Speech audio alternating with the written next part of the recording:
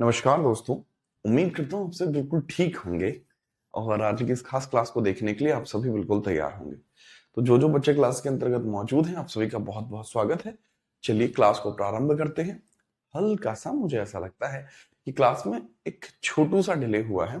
बहरहाल उसमें कोई समस्या आपको नहीं रही होगी, क्योंकि क्लास को प्रारंभ करना है और एक बहुत ही बेहतरीन विषय को आज शुरू भी करना है। ठीक बात है। ओके सर, हर हर महादेव।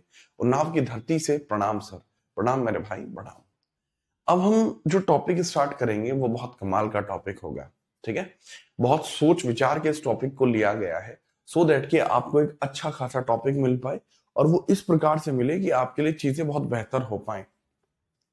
ऐसा टॉपिक उठाए जाने का प्रयास किया गया है। ठीक है, चलो अब यहां पर मैं आपको कुछ चीजों का क्लियर कर देता हूं कि कुछ चीजें कैसे कैसे आपकी चलने वाली हैं। ठीक है, तो उनके बारे में भी समझ लीजिए। मैंने आपको बताया कि स्टैटिक जीके पढ़ने का अपना एक ना विशेष तरीका होता है। आप किसी भी प्रकार से स्टैटिक जीके को पढ़ सकते हैं। स्टैटिक जीके वास्तविकता में अगर देखें तो यह कोई सब्जेक्ट नहीं होता है ना, 3-4 सब्जेक्टों का मिक्स होता है। अब उसी चीज को मैं दर्शाता हूं कि यहां पर हम जिस विषय की बात कर रहे हैं वो विषय क्या है। सर एग्जैक्टली अभी हम जिस विषय की बात कर रहे हैं वो जो विषय है वो है स्टैटिक जीके। तो आप लिख लेंगे heading static GK. Static GK, तो स्टैटिक जीके के अंतर्गत अगर हम सिलेबस का डिस्कशन करते हैं, तो वो समझिए कैसे सिलेबस का डिस्कशन होगा। तो स्टैटिक जीके में अगर हम सिलेबस देखते हैं तो वो क्या कैसे होता है डिस्कशन। तो सर सिलेबस के अंतर्गत हमें पता लगती हैं कुछ बातें कि स्टैटिक जीके में सबसे पहले टॉपिक हमें जो देखना होता है वो क्या है। सो स्टैटिक जीके में इनिशियली हमें देखने होता है आर्ट एंड कल्चर। ठीक है कभी कमल कैसे हो भाई। आर्ट एंड कल्चर देखना होता है। आर्ट एंड कल्चर हमने देख लिया, मतलब आर्ट एंड कल्चर हमें देखना है आगे, है ना। आर्ट एंड कल्चर, कला संस्कृति हमें देखना पड़ेगा। इस टॉपिक के बाद कला संस्कृति ही शुरू करा दूंगा, संस्कृति ही इसके बाद शुरू करा दूंगा। इसके बाद आपको देखना होता है प्रमुख स्थान वगैरह होते हैं, कुछ प्रमुख स्थान होते हैं जैसे यूनेस्को हो गया, रामसर हो गया, वाइल्ड लाइफ कंजर्वेशन हो गया। जैसे यूनेस्को हुआ, वाइल्ड लाइफ हुआ, राइट, वाइल्ड लाइफ कंजर्वेशन हुआ। इसमें कई प्रकार की वाइल्ड लाइफ सेंचुरीज होती हैं, सेंचुरीज आपकी इसमें देखने को मिल जाती हैं रामसर साइट्स में। ये ऐसे ऐसे देखने को मिलते हैं। इसके अलावा स्पोर्ट्स हो गया, है ना। स्पोर्ट्स में भी कई अलग अलग प्रकार की बातें होती हैं। बुक्स हो गई, अवार्ड्स हो गए, इसी प्रकार सब्जेक्टिव हो गया, फिर पॉलिटी, हिस्ट्री, इकोनॉमिक्स, इन सभी के भी छोटे छोटे हिस्से होते हैं, वो भी इसमें शामिल होते हैं। तो एग्जैक्टली ये सारे ही हिस्से स्टैटिक जीके में आते हैं। ठीक है, याद रखना। अब उसकी हम बात करते हैं कि इसके अंतर्गत मैं स्पोर्ट्स आपको कवर करा चुका हूं। स्पोर्ट्स हमारा बहुत लंबा चल गया है ना, स्पोर्ट्स बहुत लंबा चल गया है। बट यार ऐसा नहीं है कि लंबा चला है तो उसमें डेटा कम है, नहीं। अगर स्पोर्ट्स लंबा चला है लवकुश, तो उसके अंदर डेटा भी ऐसा ही है। जो चीज ब्रॉड में चली है उसमें डेटा भी ब्रॉड में है ना। ऐसा नहीं हो सकता कि जो चीज आपके हल्के मोटे में आपको लगे, ऐसा नहीं है।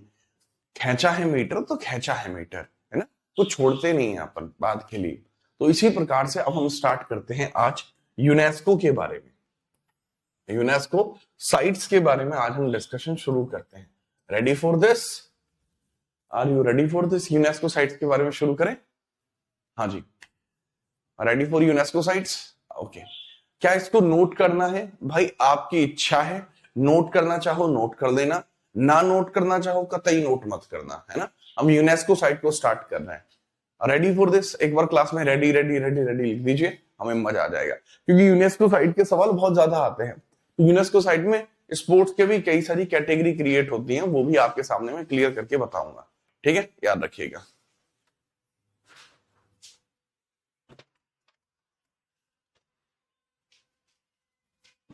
ठीक है, चलो जैसे ही आप कह देंगे यस सर, रेडी सर, फिर हम इसके बारे में भी क्वेश्चन बताएंगे। रेडी, बहुत बढ़िया। मुझे लगता है मेरे बाल बहुत ज्यादा खराब हो रहे हैं, वीडियो में बार बार से खराब दिख रहे हैं, तो मैं इसको सही करा लूंगा बालों को आजकल में, जैसे ही टाइम से लगेगा। चलो भाई हेडिंग डाल लीजिएगा यूनेस्को। तो यूनेस्को के बारे में बात करते हैं। यूनेस्को के बारे में ना पहले बेसिक बातें करी जाएंगी, ऐसा नहीं है कि हम ऐसे सीधा साइट्स के बारे में डिस्कशन करना शुरू कर दें, नहीं ऐसा नहीं होगा। मैं आपको यूनेस्को के बारे में सबसे पहले हाथ से लिख के थोड़ा सा डिस्कशन देता हूं, ये यूनेस्को के बारे में ज्यादा अच्छा रहेगा। क्या है यूनेस्को, क्यों है यूनेस्को? एक संस्था देखने को मिलता है यूनेस्को। यूनेस्को 1945 में आपको देखने को मिलता है। United Nation Educational scientific and cultural Organization देखने को मिलती है। इसको बोला जाता है United Nations,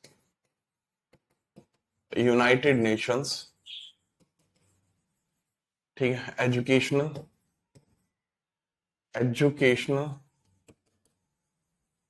scientific and cultural organisation,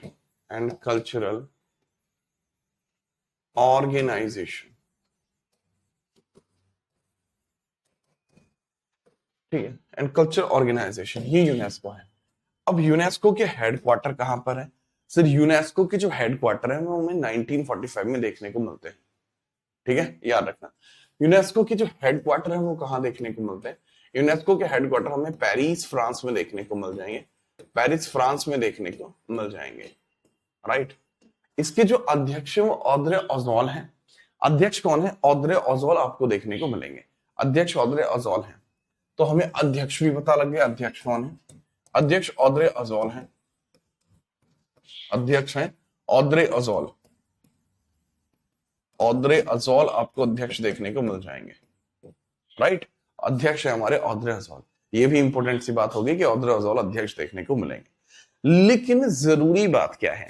लेकिन सर जरूरी बात आपको यहां पर ये देखने को मिलती है कि अगर आप ऑद्रे ऑजवाल को देखते हैं जो कि यहां अध्यक्ष की भूमिका निभा रहे हैं, तो यहीं आपको एक और चीज को समझना होगा कि सर यहीं पर हमें पता होना चाहिए कि यहां पर यूनेस्को का कार्य क्या होता है। इसको बोलते हैं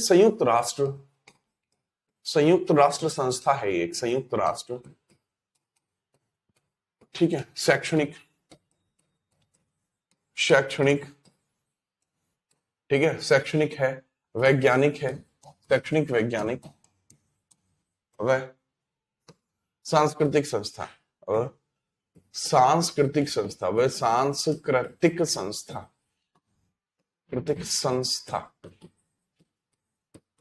सांस्कृतिक संस्था आपको देखने को मिल जाएगी। तो शैक्षणिक, वैज्ञानिक और सांस्कृतिक संस्था के तौर पर आपको देखने को मिल जाता है। कोई दिक्कत तो नहीं है सर? बिल्कुल भी दिक्कत नहीं। अब इसके बारे में अगर हम डिस्कशन करते हैं कि सर इसके बारे में आपको बताया जाए इसका काम क्या होता है। दरअसल इसका काम ये होता है कि सर संरक्षण करना इसका काम होता है। इसका काम है आगे आने वाली पीढ़ियों के लिए संरक्षण किया जाना, इन तीनों ही स्तरों पर संरक्षण का किया जाना।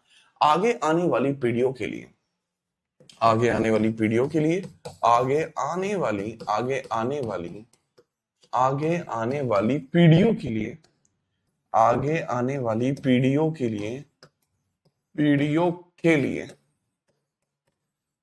आने वाली पीढ़ियों के लिए क्या दरअसल क्या चाहिए? क्या आगे आने वाली पीढ़ियों के लिए क्या चाहिए? आगे आने वाली पीढ़ियों के लिए शैक्षणिक, वैज्ञानिक और सांस्कृतिक बचाव इनके द्वारा किया जाता है।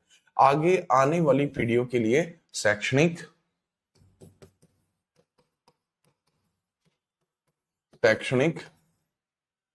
वैज्ञानिक व सांस्कृतिक स्थानों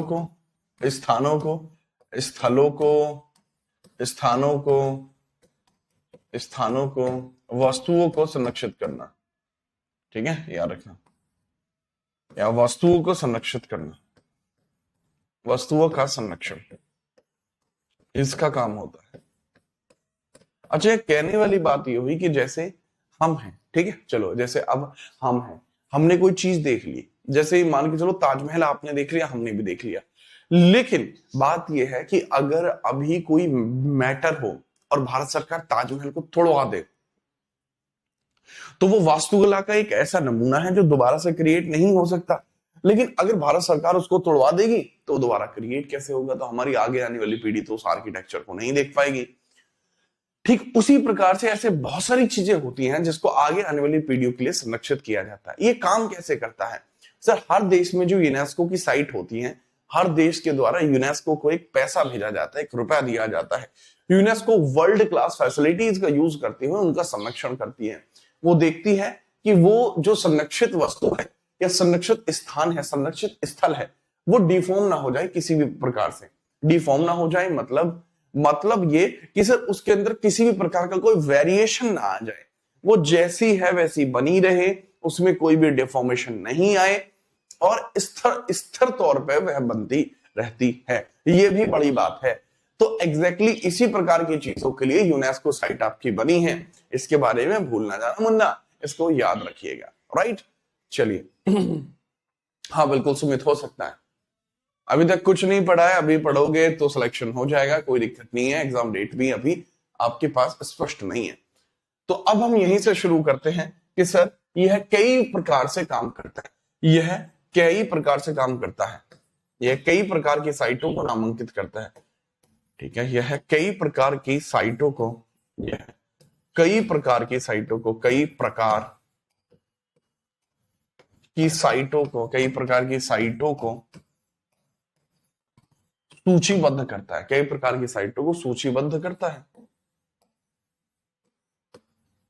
सूचीबद्ध करता है। तो exactly it enlist many type of sites, it enlist many type of sites. ये एनलिस्ट करता है बहुत सारी साइटों को, it enlist many type of sites. तो it enlist many type of sites, many type of sites, बहुत सारी साइटों को इसके द्वारा एनलिस्ट किया जाता है, एनलिस्ट किया जाता है बहुत सारी साइटों को इसी के द्वारा। तो जो बहुत सारी साइट इसके द्वारा एनलिस्ट की जाती हैं उसकी हम डिस्कशन करते हैं। जैसे सर यह कल्चरल साइटों को नामांकित करता है, ठीक है, या इसमें आप समझिएगा, ठीक है, इसमें आप समझिएगा कि enlist many type of site, लेकिन इसके अंदर मेजर जो होते हैं, मेजर कहलाते हैं, मेजर होते, एक तो होते मेन यूनेस्को साइट्स होती हैं, एक तो होती है मेन यूनेस्को साइट्स होती हैं, मेन यूनेस्को साइट्स होती हैं, साइट्स होती है, ठीक है, याद रखना। इसके अलावा मेन यूनेस्को साइट्स के अलावा, अच्छा ऐसा नहीं है हमेशा से यूनेस्को साइट्स चल रही हैं, ये 1977 से शुरू हुआ था, 1977 से शुरू हुआ था, 1977 से शुरू हुआ था। इसके अलावा यहां आपको देखने को मिलता है United UNESCO, UNESCO creative city network, CCN। ये क्रिएटिव सिटी नेटवर्क है, ये आप पढ़ते नहीं है बट ये क्रिएटिव सिटी नेटवर्क है, क्रिएटिव सिटी नेटवर्क आपको देखने को मिलता है। ये भी एक तगड़ा काम है क्रिएटिव सिटी नेटवर्क का। तो एक है यूनेस्को की मेन यूनेस्को साइट्स है, यूनेस्को CCN है, क्रिएटिव सिटी नेटवर्क है, और एक यहां पर आपको एक और चीज देखने को मिलती है, यूनेस्को की क्रिएटिव सिटी नेटवर्क के बाद आपको एक और चीज देखने को मिलती है जिसको हम क्या बोलते हैं एग्जैक्टली सर, ये तो मेन यूनेस्को साइट हो गई, कुछ इसमें यूनेस्को क्रिएटिव सिटी नेटवर्क हो गए, और कुछ इसके अंतर्गत यूनेस्को की इंटेंजिबल साइट्स भी हो जाती हैं। यूनेस्को इंटेंजिबल यानी अमूर्त धरोहर स्थल भी देखने को मिलते हैं, यूनेस्को के इंटेंजिबल साइट्स भी होती हैं, यूनेस्को इंटेंजिबल अमूर्त धरोहर भी होती है, इंटेंजिबल साइट्स भी होती है जिनको बोलते हैं अमूर्त धरोहर। ये 2007 से शुरू है, अमूर्त धरोहर होती है, राइट। अब क्रिएटिव सिटी नेटवर्क में आपको पता लगता है ये 2005 से शुरू हुआ, 5 से शुरू हुआ, ये 2007 से शुरू हुआ। कोई दिक्कत तो नहीं है? आपको एग्जाम में सारा इतना सारा बताने की जरूरत नहीं होती, जो इसमें लोगों के द्वारा पढ़ाया जाता है। जो मेन यूनेस्को साइट है इसके भी दो प्रकार हैं, एक तो होता है आपका कल्चरल और एक होता है आपका नेचुरल। कल्चरल होता है, एक नेचुरल होता है। ये होता है सांस्कृतिक, एक इसमें आपको सांस्कृतिक देखने को मिलता है और एक आपको पर्यावरणीय देखने को मिलता है, पर्यावरणीय देखने को मिलता है। बट कुछ स्थान इसमें मिक्स भी हो सकते हैं, ये भी एक फॉर्मेशन देखने को मिलती है, इसके बारे में भी आप याद रखेंगे। मुझे नहीं लगता कि इसमें आपको कोई समस्या आएगी, किसी भी प्रकार से आपको कोई समस्या नहीं आनी चाहिए। ठीक है, याद रखिएगा।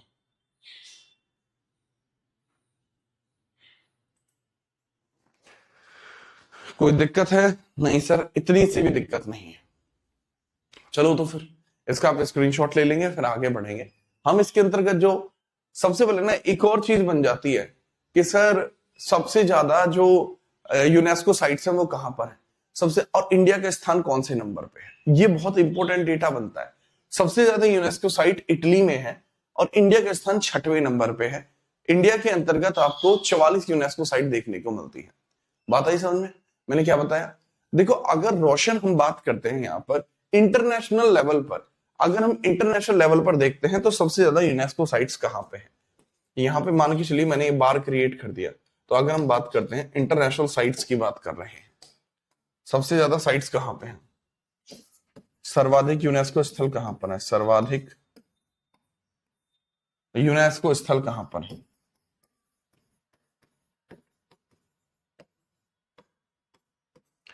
सर्वाधिक यूनेस्को स्थल कहां पर आपको देखने को मिलेंगे। तो सर इसके बारे में याद रखना, सर्वाधिक जो यूनेस्को स्थल आपको देखने को मिल जाएंगे वो कहां देखने को मिल जाएंगे, बताएं। सो सबसे ज्यादा जो यूनेस्को स्थल आपको देखने को मिलते हैं वो कहां आपको देखने को मिलेंगे, बताएं। सर एग्जैक्टली सर्वाधिक जो यूनेस्को स्थल आपको देखने को मिलेंगे वो कहां देखने को मिलेंगे, मैं उसका जिक्र करता हूं। सर मैक्सिमम यूनेस्को जो साइट्स है, मैक्सिमम यूनेस्को जो साइट्स है ये हमें देखने को मिलते हैं इटली में, और इटली में 60 है। इटली में 60 यूनेस्को साइट्स है, मैक्सिमम है। ठीक है, अब बढ़ गई हूं तो बात पता नहीं, ये मैं 2 महीने पुराना डेटा बता रहा हूं। ठीक है, बाबूजी आवा में प्रणाम बाबूजी। संदीप आजा भाई। ठीक है, अच्छा इंडिया का स्थान कौन सा है? इसके इटली के बाद चाइना है, राइट, इंडिया, उसके बाद स्पेन है। इंडिया का स्थान आपको देखने को मिलता है 6ठा। इंडिया में है 44 और इंडिया का स्थान है 6ठा, 6th प्लेस है इंडिया की। अब एग्जैक्टली ये मेन यूनेस्को साइट्स के ऊपर ही काम करता है। हमें मेन यूनेस्को साइट के बारे में ज्यादा डिस्कशन करना होता है, तो मेन यूनेस्को साइट्स का ही डिस्कशन करते हैं। ठीक है, लो भाई संदीप, अब हम बात यहीं पर कर रहे हैं। जैसा मैंने बताया, कुल मूर्त विरासत धरोहर स्थल भारत में यूनेस्को के द्वारा मान्यता प्राप्त 44 आपकी टेंजिबल हेरिटेज साइट आपको देखने को मिल जाएंगे। कितनी साइट है सर? 44।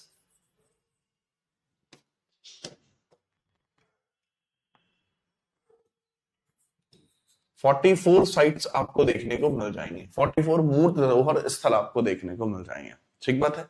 और ये भी कैसे कैसे हैं सर? 36 तो है कल्चरल साइट, 7 है नेचुरल साइट और 1 है मिश्रित साइट। और 2025 में हुए अपडेट के बाद 16 है इसके अंतर्गत आपकी अमूर्त धरोहर स्थल। 16 हो चुके हैं अमूर्त धरोहर स्थल, इसमें भी परिवर्तन हो चुका है। These are 16 अमूर्त धरोहर, 16 इंटेंजिबल कल्चरल हेरिटेज साइट्स देखने को मिलती हैं। ये कल्चर इंटेंजिबल कितनी है सर? ये 16 है। इसको तो क्लास के एंड वाले पोर्शन में देख लेंगे। ठीक है, चलें। ओके, तो इंडिया में 44 मूर्त धरोहर है। मूर्त का मतलब क्या होता है बच्चे? टेंजिबल, जिनको आप छू सकते हैं। टेंजिबल का मतलब है जिनको आप छू सकते हैं। ऐसी साइट 44 है आपकी। इसमें कैटेगरी है 36 कल्चरल है, ठीक है, 7 नेचुरल है, 1 मिश्रित है। ये हमें साइट्स को समझना होता है। एक एक साइट को समझते चलेंगे तो मैटर आपका क्लियर होता चलेगा। यही यूनेस्को साइट्स के बारे में क्लासिफिकेशन देखने को मिलता है। Are you ready for this? ठीक है, अब हम बात करते हैं इसी के बारे में, थोड़ा सा डिस्कशन यहां दिया हुआ है, आपको बता देते हैं कि भैया यूनेस्को की मेंबरशिप इंडिया के पास कब से है। मतलब कि अगर हम देखते हैं कि इंडिया मेंबर कब बना यूनेस्को का, तो इंडिया यूनेस्को का मेंबर 1946 में ही बन जाता है।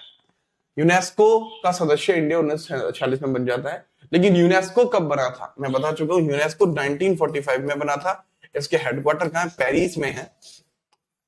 पेरिस में इसके हेडक्वार्टर है, पेरिस में, पेरिस फ्रांस में इसके हेडक्वार्टर आपको देखने को मिलते हैं। ठीक है, ओके सुभाष भाई, डन है। दूसरा मैंने बताया इटली में सर्वाधिक यूनेस्को स्थल है, फिर चाइना में है। सर्वाधिक स्थल वाला शहर कार्बोडा है, स्पेन में आपको देखने को मिलता है, कार्डोबा।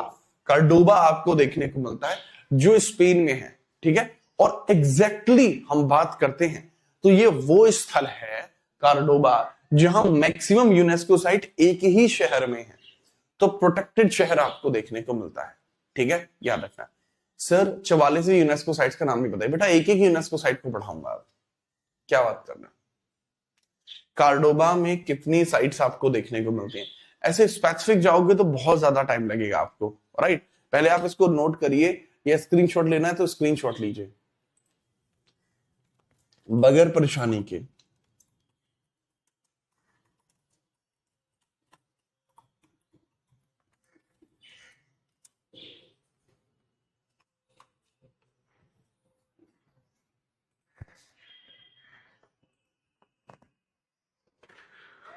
ठीक है, याद रखना।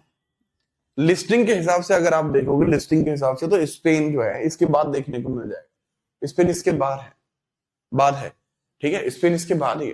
इटली, चाइना, स्पेन ही आपको देखने को मिलता था। लेकिन कार्डोबा अकेले, अगर कार्डोबा में ही देखोगे तो यहाँ एक ही शहर में चार चार साइट्स, एक ही शहर में चार चार साइट्स आपको देखने को मिलती है। एक ही शहर में चार चार साइट्स आपको देखने को मिल जाती है, राइट, ठीक है।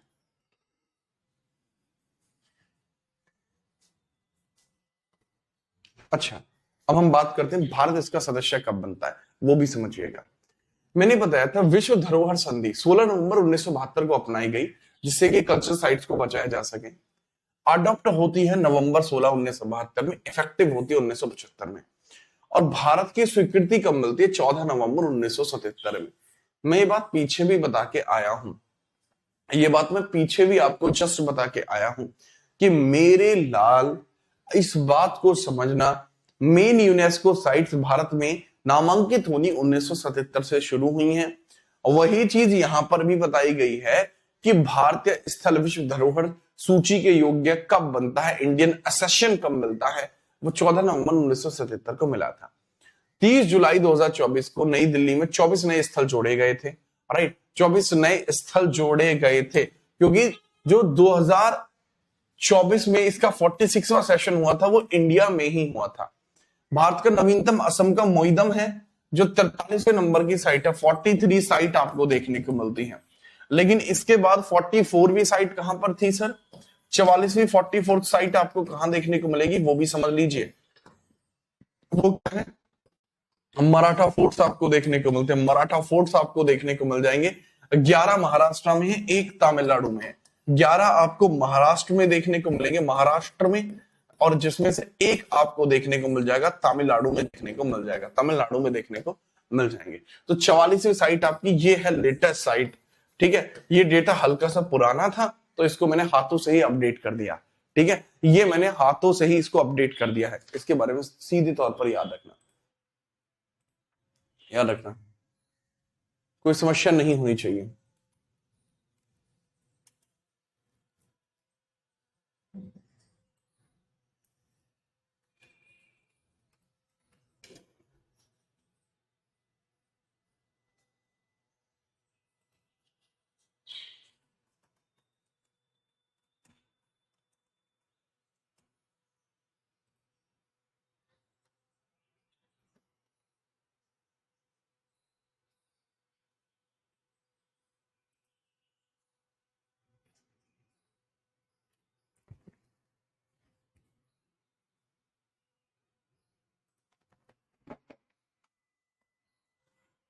ठीक है, याद रखना।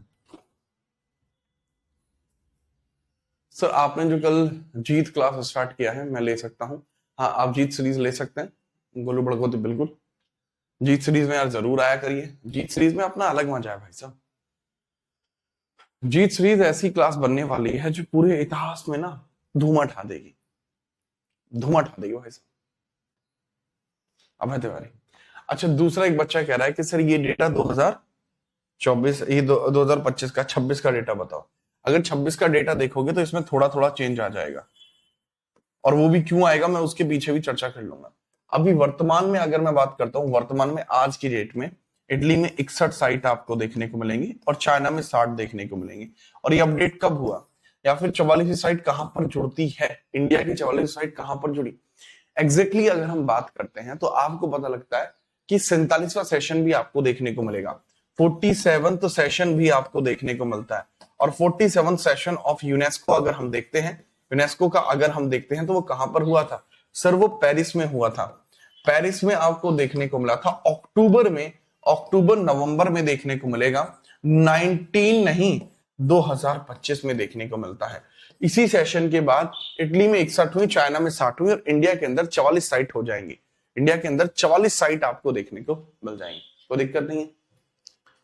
मजे आए? फुल मजे आए होंगे आपको, एग्जैक्टली फुल मजे आए होंगे।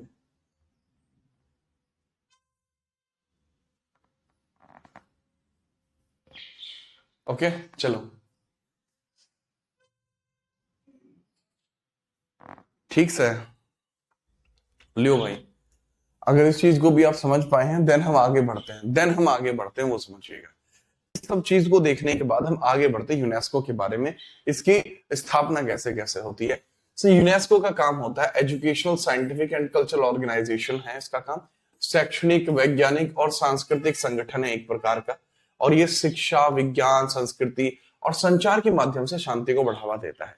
ये इन सभी मीडियम का यूज करते हुए किसका बढ़ावा देता है सर? यह बढ़ावा देता है किस प्रकार से कम्युनिकेशन, काफी सारे देशों के बीच में कम्युनिकेशन गैप ना रहे, आपस में सभी देश कनेक्टेड रहे। तो स्थापना 16 नवंबर 45 में पेरिस फ्रांस में हेडक्वार्टर है। सदस्य देश 194 है, 11 इसमें सहयोगी देश भी हैं। ठीक है, इन एसोसिएट मेंबर 11 है। हमेशा याद रखना, बार बार ये सवाल पूछा गया है कि यूनेस्को के अंदर एसोसिएट मेंबर्स कितने हैं? 11 एसोसिएट मेंबर्स हैं जो परमानेंट मेंबर्स की कैटेगरी में आपके आते हैं। ठीक है, याद रखना। आगे हम बात करते हैं, वो समझिएगा। अमूर्त धरोहर को मैं बाद में पढ़ाऊंगा, लिखने के लिए लिख सकते हैं अमूर्त धरोहर कौन कौन सी हैं आज की डेट में। वैसे अगर मैं इंटेंजिबल होती कौन सी साइट है, वैसे वो भी मैं बता दूं, इंटेंजिबल साइट कौन सी होती है मेरे लाल? इंटेंजिबल साइट्स वो होती हैं जो आप समझना, एक मिनट रुको, ये लो। इंटेंजिबल साइट कौन सी आपको देखने को मिलती है? वो साइट जिनको आप टच नहीं कर सकते, ऐसी साइट्स जिनको आप टच नहीं कर सकते, इंटेंजिबल साइट्स होती हैं जिनको आप टच नहीं कर सकते। तो इसमें जो लास्ट साइट्स आती है वो है दिवाली है हमारी। हालो रे दिवाली दिवाली आपको देखने को मिलती है, हमारी लेटेस्ट साइट है, संपूर्ण भारत में मनाई जाती है, ओवरऑल इन इंडिया, इंडिया में पूरे में मनाई जाती है दिवाली, दीपोत्सव। और ये 2025 में एड ऑन किया गया था। तो ये इस प्रकार से आपकी 16 साइट इसमें हो चुकी हैं। 15 पहले थी, अब साइटों की संख्या इसमें बढ़ चुकी है और साइटों की संख्या हो चुकी है मेरे लाल इसमें 16। तो इस प्रकार से आप इसको भी याद रख सकते हैं। ठीक है, इसमें कुछ ज्यादा टेक्नोलॉजी है नहीं। ठीक है, मैं सारे एक एक बार में बता देता हूँ इंटेंजिबल साइट, क्योंकि एक बार में खत्म हो जाएगा। सबसे पहले वैदिक जाप। वैदिक जाप क्या होता है? ओम त्र्यंबकम यजामहे सुगंधि पुष्टिवर्धनम उर्वारुकनाय वंदनाय मृत्यु मोक्षाय मामृताम। दिस इज वैदिक चैंट, राइट? कि वैदिक चैंट का मतलब ये नहीं है कि आप कोई स्पेसिफिक गीत या गुनगुनाए या कुछ करें, नहीं। जो बोलने का तरीका होना चाहिए, ओम भूर्भुवस्सुः तत्सवितुर्वरेण्यं भर्गो देवस्य धीमहि धियो यो नः प्रचोदयात्। मतलब बेसिक बात ये हुई कि इस प्रकार से जैसे हमारी टंग चलती है, जैसे मैं बोल पा रहा हूं, ठीक है, यदा यदा हि धर्मस्य ग्लानिर्भवति भारतीय अभ्युत्थानं धर्मस्य तदात्मानं सृजाम्यहं पवित्राणाय साधूनां विनाशाय च दुष्कृतां धर्म संस्थापनार्थाय संभवामि युगे युगे। तो एग्जैक्टली ऐसे ब्रिटिशर्स, अमेरिकन, आयरिश नहीं बोल सकते, ऐसे अंग्रेज नहीं बोल सकते। उनकी जीभ में इतनी लचक नहीं है कि वो इसको बोल पाए। और इसको बचाए जाने के लिए वाराणसी के घाटों पर यूनेस्को के द्वारा दान किया जाता है, सो दैट ज्यादा से ज्यादा जो ऐसे लोग हैं जो आपको यहाँ देखने को मिलते हैं, जिनको हम कह सकते हैं पंडित कह सकते हैं, पांडित्य दिखाते हैं, तो उन सभी लोगों के लिए यह काम किया जाता है। वो आपको यही देखने को मिलता है। I hope you understand this. मुझे लगता है आप समझ पाए होंगे वैदिक जाप के बारे में। नेक्स्ट हम बात करते हैं रामलीला। नेक्स्ट हमें पता लगती है रामलीला के बारे में। बताइए, रामलीला आप जानते हैं प्रभु श्री राम जी की लीला रामलीला कहलाती है। ठीक है, याद रखना।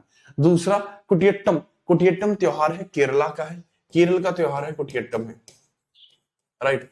रामन गढ़वाल ये उत्तराखंड का है और ये फेस्टिवल वहीं का। मुदियेदु ये भी केरल का ही आपको देखने को मिलता है, फेस्टिवल है, केरला के फेस्टिवल है। आजकल इसका नाम केरलाम हो गया है। कालबेलिया राजस्थान का एक सपेरा नृत्य है। राजस्थान का क्या है? सपेरा डांस है। सपेरा डांस आपको देखने को मिलता है, जो सपेरा जनजाति है उसी के द्वारा नृत्य किया जाता है। ठीक है, याद रखना, वह भी उन्हीं के द्वारा किया जाता है। ओके, याद रखना। नेक्स्ट हम बात करते हैं छऊ डांस 3 प्रकार का होता है सर। ये झारखंड में भी होता है, झारखंड में, ओडिशा में और वेस्ट बंगाल में देखने को मिलता है, और तीनों ही जगह ये अलग अलग नाम से होता है। जैसे अगर झारखंड की बात करता हूं तो झारखंड में होता है सरायकला, सरायकला प्रकार का होता है, यहीं से इसका ओरिजिन भी हुआ है, इंपॉर्टेंट। उड़ीसा के अंदर जो आपको देखने को मिलता है, उड़ीसा में आपको देखने को मिलता है मयूरभंज प्रकार का। उड़ीसा में मयूरभंज है, मयूरभंज प्रकार का देखने को मिलेगा। और वहीं अगर वेस्ट बंगाल की बात करूं तो यहां देखने को मिलेगा पुरुलिया, पुरुलिया आपको देखने को मिल जाएगा, पुरुलिया। एग्जैक्टली यहां पुरुलिया का हमें डिस्कशन पता लग जाता है, ठीक है। तो यहाँ इसके किसके बारे में पता लगता है, पुरुलिया के बारे में यहाँ पर आपको पता लगता है, ठीक है। चलो, तो एग्जैक्टली दिस इज। अच्छा, बुद्धिस्ट चैंट की बात करते हैं। जैसे मुझे वैदिक चैंट आता है, मुझे बुद्धिस्ट चैंट नहीं आता, ठीक है। चलिए, अब यहां पर सबसे बड़ी बात आती है किसके बारे में, कि बुद्धिस्ट चैंट के बारे में। तो बुद्धिस्ट चैंट इसी में आपका रिलेट करता है ना। वो लद्दाख में बोला जाता है बुद्धिस्ट चैंट, और वहां पे आपको यही देखने को मिल जाएगा। नेक्स्ट हम बात करते हैं संकीर्तन, मणिपुर में होता है। मणिपुर का एक क्लासिकल डांस एंड म्यूजिक आपका है संकीर्तन। नेक्स्ट है आपका ठठेरे शिल्प, ठठेरा क्राफ्ट आपको देखने को मिलता है, ठठेरा क्राफ्ट। तो ठठेरे क्राफ्ट के बारे में भी अगर हम बात करते हैं, यह मतलब लोहे की जरोदारी की जाती है। योगा 2016 से है। नवरोज फेस्टिवल सर, ये पर्शियन न्यू ईयर है, पर्शियन न्यू ईयर है। ये कब आती है न्यू ईयर, 2016 में। कुंभ आता है 2017 में। दुर्गा पूजा वेस्ट बंगाल आता है 2021 में। गरबा 2023 में। और दिवाली इंडिया 2025 में आता है। इसको फटाफट से नोट कर लीजिएगा, इसको नोट कर लीजिएगा जी। हाँ जी,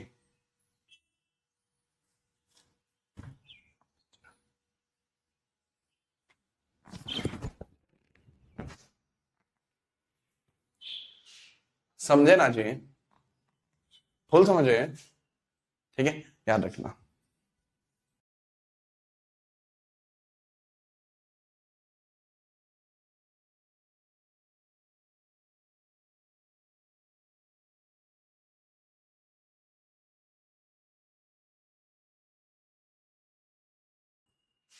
ठीक है, चलिए सर, मैंने आपसे पढ़ के फिर क्लास लेके 10-12 बच्चों को इकोनॉमिक्स लपेट दी, बहुत बढ़िया, यही तो जलवा है। अच्छा, ये इंटेंजिबल साइट्स के बारे में भी देख लेना, ये मैप के फॉर्मेट पर भी आपको दिया हुआ है। लेकिन जैसे दिवाली वगैरह होती हैं, वो किसी एक क्षेत्र की नहीं होती, वो हर जगह की होती है, राइट। आगे हम बात करते हैं। अब हम बात करते हैं जो हमारी मेन यूनेस्को साइट्स हैं। और मैं बता चुका हूं कि हमारी जो यूनेस्को साइट्स हैं वो कितनी है मेरे भाई, सर 44 यूनेस्को साइट आपको देखने को मिलती है। तो पहली यूनेस्को साइट कौन सी होगी, अभी बताता हूं, देख, अभी मत लिख देने लग जाना। 44 यूनेस्को साइट है वर्तमान में। अब इन 44 यूनेस्को साइटों पे अगर आप जाओगे तो पहली यूनेस्को साइट आपको कौन सी देखने को मिल जाएगी, अजंता की गुफाएं। ये पहली यूनेस्को साइट मैं कंसीडर करता हूं। पुराना होने के कारण इसको पहला माना जाता है, फिर एलोरा को माना जाता है। तो पहली यूनेस्को साइट मेरी नजरों में है अजंता। अजंता मेरी नजरों में पहली यूनेस्को साइट है। और इसके पीछे का कारण भी आप जानते हैं, यूनेस्को साइट के पुराने होने के पीछे का कारण क्या है।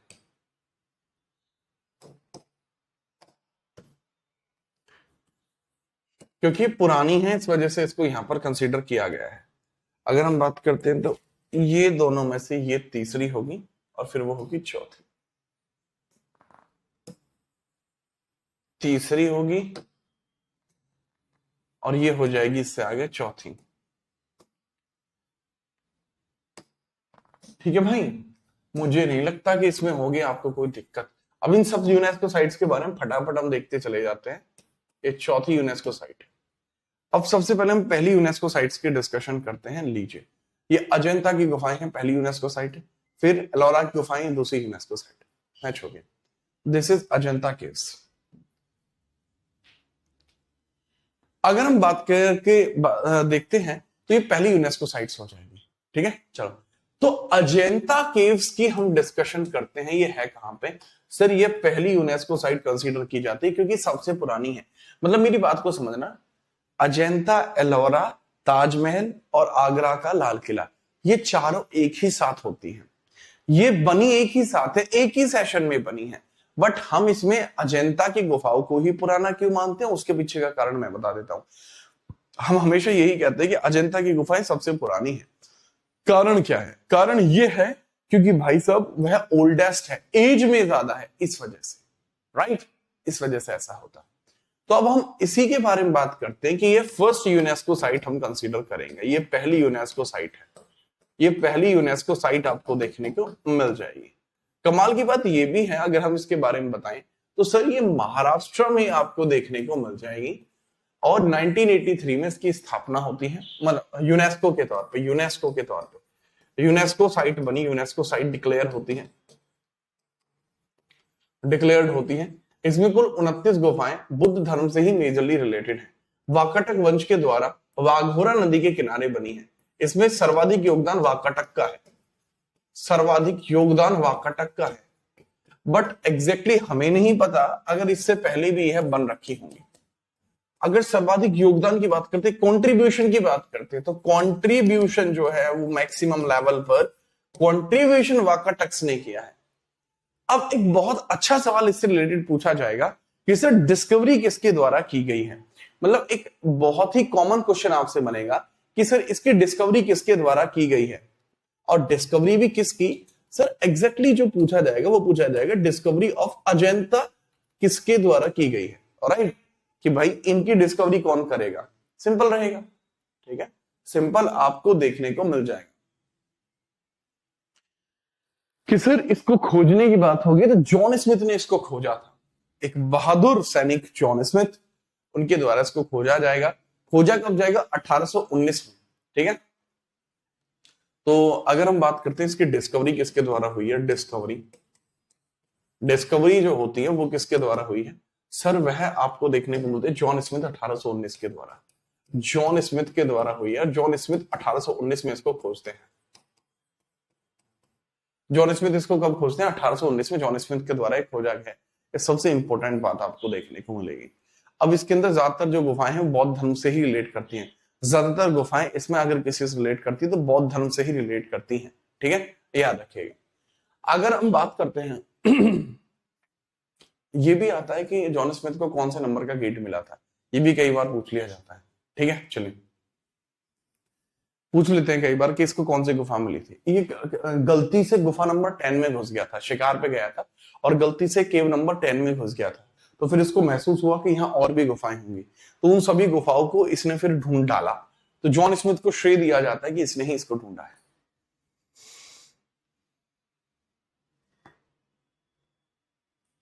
ठीक है, याद रखेंगे, कोई दिक्कत नहीं है। Okay sir, okay. Ajanta caves हो जाती हैं। इसके बाद एलोरा की केव्स आपको देखने को मिलती है। एलोरा की केव्स, इनको राष्ट्रकूटों द्वारा निर्मित है, राष्ट्रकूटों के द्वारा निर्मित है, राष्ट्रकूटों द्वारा निर्मित है। महाराष्ट्र में है, 1983 में यूनेस्को में गई। 34 गुफाएं हैं, चरणद्री पहाड़ी पर है, चरणद्री पहाड़ी पर है, चरणद्री माउंटेन्स पर है, चरंद्री माउंटेन्स पर देखने को मिल जाएंगे। चरंद्री माउंटेन्स पर देखने को मिल जाएंगे। बौद्ध गुफाएं हैं 1 से 12, 13 से 29 हिंदू हैं और 30 से 34 जैन केव्स आपको देखने को मिलते हैं। जैनिज्म से रिलेटेड केव्स आपको देखने को मिल जाती हैं, राइट। तो ये सारी केव्स आपको यहाँ देखने को मिल जाएंगे। मुझे नहीं लगता कि कोई समस्या यहाँ हो। इन सभी केव्स के बारे में सटीक तौर पर याद रखना, ठीक है, याद रखना। अब इन्हीं के बारे में मैं डिस्कशन कर लेता हूँ। चरणद्री पहाड़ी पर मैं बता चुका हूं कि माउंटेन पर 1 से 12 बौद्ध गुफाएं हैं, 13 से 29 हिंदू गुफाएं हैं, 30 से 34 जैन गुफाएं, और ये 1983 में बनी है। एग्जैक्टली इसके बारे में याद रखना है। इसमें जो 16वीं नंबर की गुफा है वहां पर आपको भगवान शिव जी का एक मंदिर देखने को मिलता है। मोस्ट फेमस है इसमें 16th केव,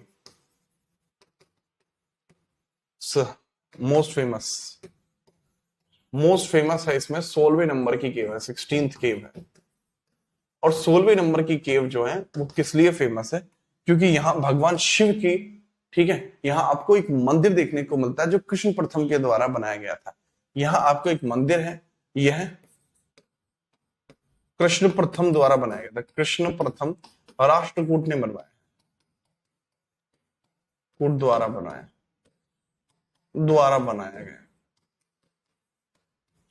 गया है। नाम बताइए क्या बनाया गया था, क्योंकि मैंने बहुत बार ये बताया हुआ होगा आपको कि कृष्ण प्रथम में इसका निर्माण कराया था।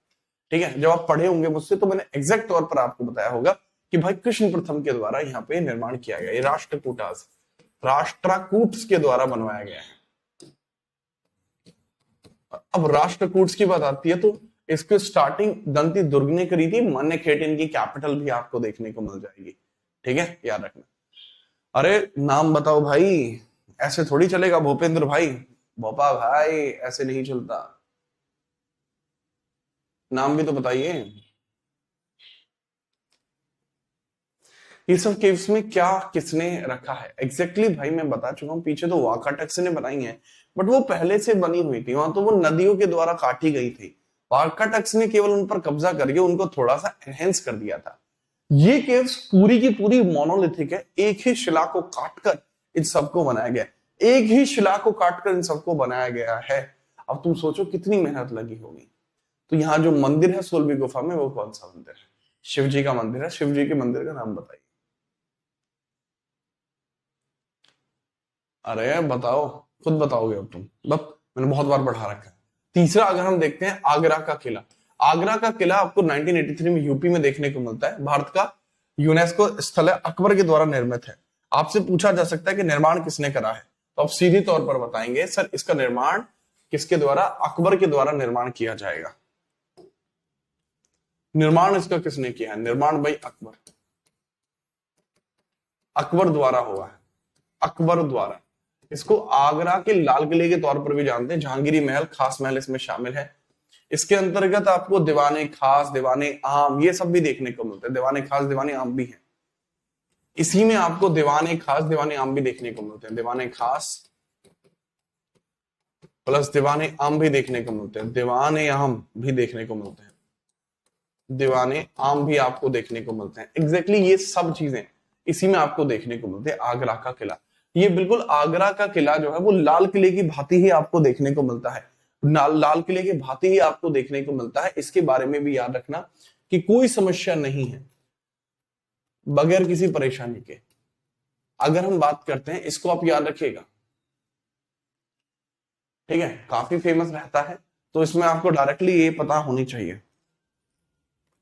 ठीक है, याद रखना। ठीक है, गुलशन कह रहा है 893 एडी से क्लास लाइन ले रहा हूं। अच्छा, तो ये इसके बारे में याद रखना। ये नहीं बताया बेटा, इसको कैलाशनाथ मंदिर बोलते हैं। आप चैट जीपीटी वगैरह करोगे तो सिर्फ वो कैलाश वगैरह ही बताएंगे, बट एग्जैक्टली ये कैलाशनाथ मंदिर है। ये कैलाशनाथ मंदिर है, भगवान शिव के लिए है। कैलाशनाथ मंदिर, कैलाशनाथ मंदिर है। इसमें ये तक दिखाया गया है कि किस प्रकार से जो ये है ना रावण, रावण ने कैसे कैलाश पर्वत को उठाने की कोशिश करी थी और उसकी उंगलियां उसी मंदिर के नीचे दबी हुई हैं। ऐसा दिखाया जाता है, मतलब रियल रावण की नहीं, रावण का चित्र दिखाया गया है ऐसा कैलाशनाथ मंदिर में है सब कुछ। ये अकबर नहीं बनवाया था। इसके बाद चौथी साइट है ताजमहल। यह शाहजहां के द्वारा 3168 में बनवाया था। उस्ताद अहमद लाहौरी इसके आर्किटेक्ट थे। आर्किटेक्ट कौन है? उस्ताद अहमद लाहौरी हैं। अगर हम बात करें इसको बनाने के लिए पत्थर कहां से लेकर आया गया था, तो पत्थर इसको बनाने के लिए मकराना से लेकर आया गया था। मकराना कहां है? राजस्थान में है। राजस्थान में देखने को मिल जाएगा। इसकी शैली कौन सी है? तो इसमें शैली कौन कौन सी यूज हुई है? इंडो इस्लामिक यूज होती है,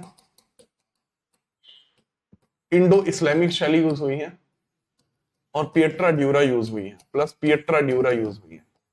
पिएट्रा ड्यूरा यूज हुई है। तो ये दोनों शैलियां आपको यहां देखने को मिल जाएंगी, इंडो इस्लामिक या पिएट्रा ड्यूरा। इसमें याद रखना। ठीक है, आज के लिए इतना ही रहेगा क्योंकि समय हो चुका है क्लास का। अब हम बात करते हैं बेटा कि आप क्या कर सकते हो। आपको पहली बात तो मैं पूरी फाइल ही दे रहा हूं ताकि आप घर से रिकॉल करके आओ। कल आप एक काम करना, इन सब फाइलों को रिकॉल करके आना। इससे क्या होगा, जब आप इन सब फाइलों को रिकॉल करके आओगे तो एक अंदाजा रहेगा कि आपने चीजों को काफी बढ़िया स्तर पर याद रखा है।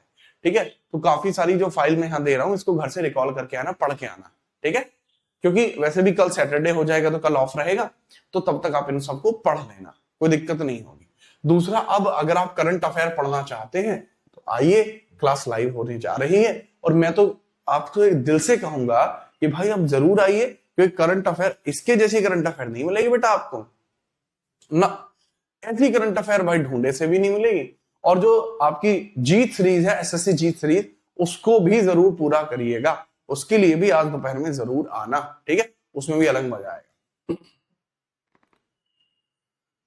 ठीक है, अब मिलते हैं क्लास में। जय हिंद, वंदे मातरम।